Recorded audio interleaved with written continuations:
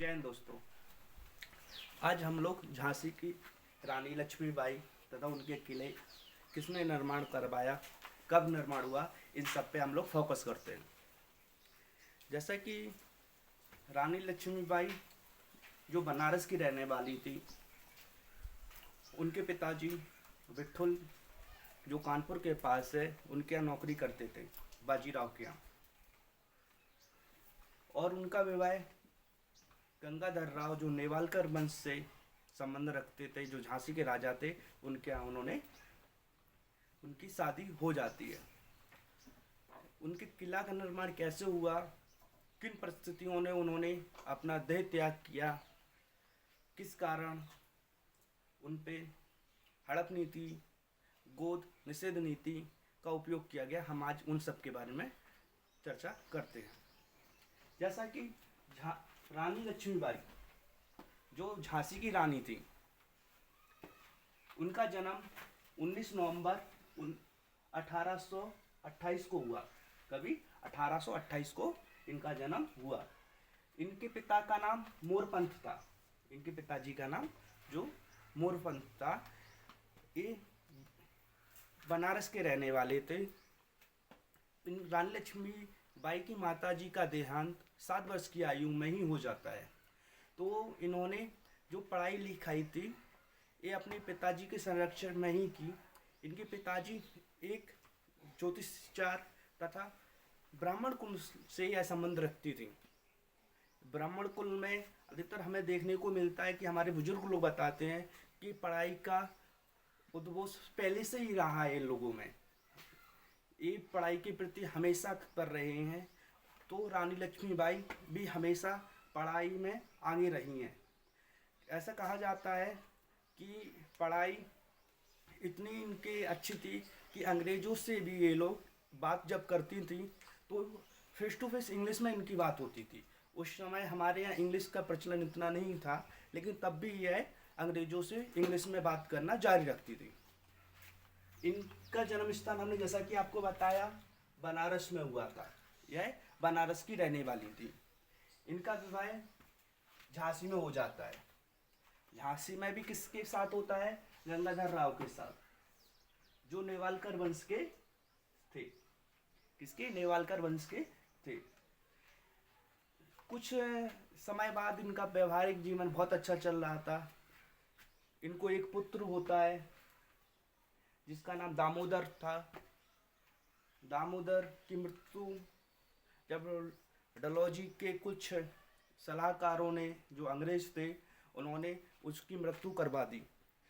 ऐसा पढ़ने को मिलता है कि किसी ने सांप, उनके घर में जहरीला सांप भेज दिया, उसके जरिए उनकी मृत्यु हो जाती है। किससे? सांप के जरिए काटने से मृत्यु हो जाती है। लेकिन हमारे भारतीय लोग अंग्रेजी दवा को इतना नहीं मानते थे। कहते थे कि रानी लक्ष्मीबाई ने अपने पुत्र को मरते हुए देखा, लेकिन अंग्रेजी दवाई पिलाने का उन्होंने नहीं कहा कि अंग्रेजी दवाई हम अपने बच्चे को पिलाएं। लेकिन जैसे उनका पुत्र खत्म हो जाता है तो उनके ही एक दरबारी, उनकी ही सहेली से एक पुत्र उत्पन्न होता है जिसका नाम दामोदर था। आनंद था। क्या था? आनंद। आनंद को एक गोद ले लेती हैं। गोद लेने के बाद जैसे कि डलहौजी का शासनकाल हमारे यहाँ चल रहा था, डलहौजी सेनापति था यहाँ का, सब देख रहा था अंग्रेजों के प्रति। उसने अपना सब कुछ जो भी था हड़प नीति चालू की, गोद निषेध नीति चालू की। इस प्रकार उसने आनंद राव को अपना राजा मानने से इनकार कर दिया। किसको? दामोदर राव को। ठीक है, जैसा कि हमने आपको बताया, दामोदर राव की जगह आनंद को राजा मानने से मना कर दिया। ठीक है, और गोद निषेध नीति के तहत जिसको राजा स्वीकार ही नहीं किया उन्होंने। ठीक है, गंगाधर कुछ जैसे ही भी निकले तो राजा गंगाधर राव की मृत्यु हो जाती है। गंगाधर राव की मृत्यु 1835 में हो जाती है। जहाँ पे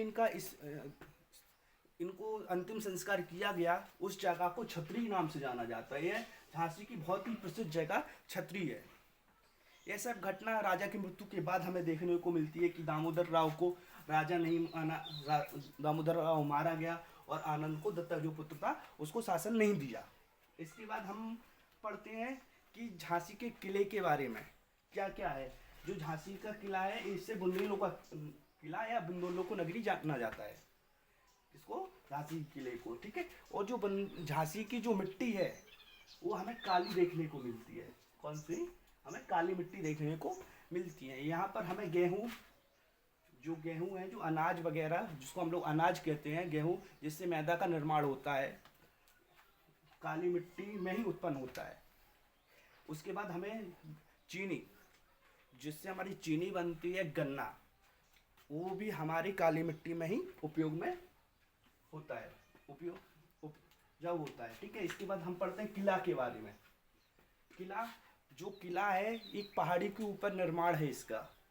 किसके ऊपर? पहाड़ी के ऊपर इसका निर्माण है। इसको बंगरा नामक पहाड़ी कहते हैं। कौन सी? बंगरा नामक पहाड़ी के ऊपर यह किला है। जो झांसी का किला है, जो झांसी नगर है, वह उस समय बलवंत नगर के नाम से जाना जाता था।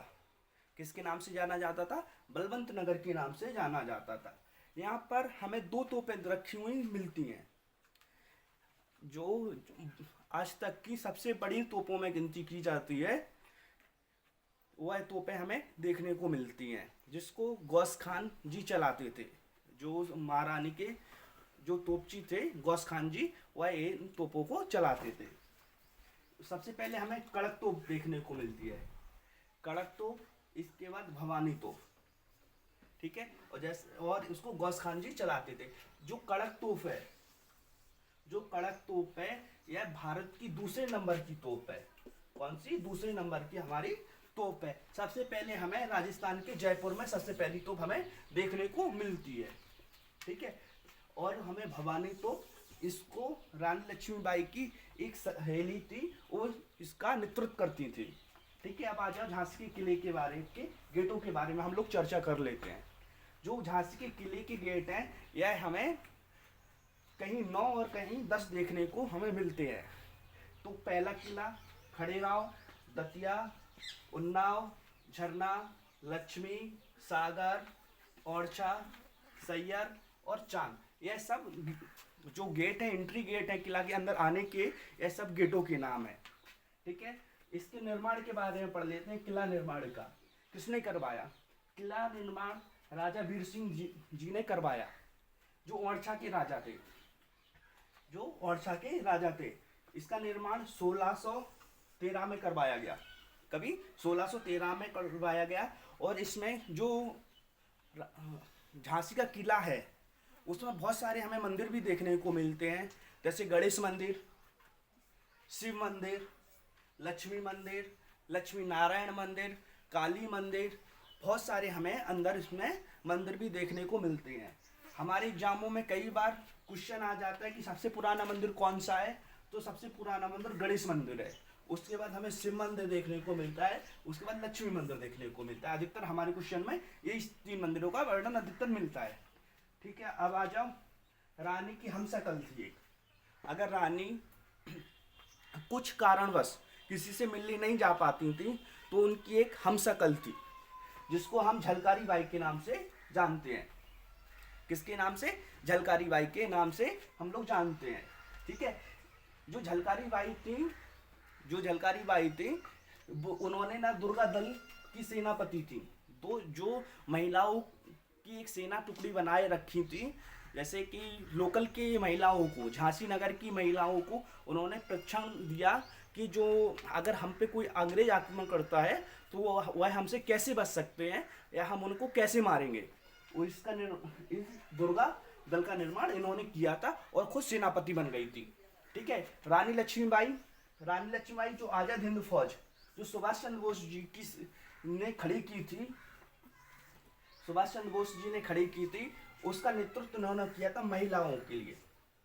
आज़ाद हिंद फौज का, जो आज़ाद हिंद फौज थी, जो सुभाष चंद्र बोस जी ने हमारे अंग्रेजों को भगाने के लिए तैयार की थी, वह फौज का इन्होंने नेतृत्व संभाला था झांसी से, ठीक है। अब आ जाओ इनके बारे में।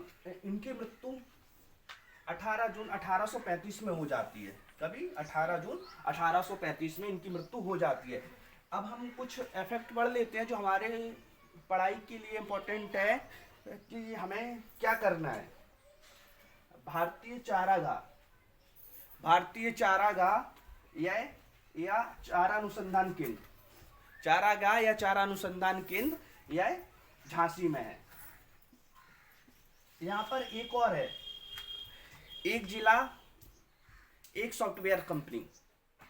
जो झांसी में एक सॉफ्टवेयर है, वह सॉफ्टवेयर जो टेडी बियर के टाइप में जो कपड़े से निर्माण होता है वह हमारे झांसी में हमें देखने को मिलता है, जो सॉफ्ट कपड़े में बनाए जाते हैं। ठीक है ना। यहाँ के बाद हमें देखने को मिलता है यहाँ पारीक्षा बांध। कौन सा बांध? जो पारीक्षा बांध। इसके बाद हमें देखने को मिलता है बरुआ सागर बांध। कौन सा? बरुआ सागर बांध। ठीक है। यह सब बेतवा नदी के जो बेतवा नदी है उस पे हमें देखने को मिलता है। इसके बाद आ जाओ ललितपुर। जो ललितपुर है जो हमसे अलग हुआ, जो हमारी झांसी से अलग हुआ 1974 में, इसको अलग कर दिया गया और ललितपुर को नया जिला दे दिया गया।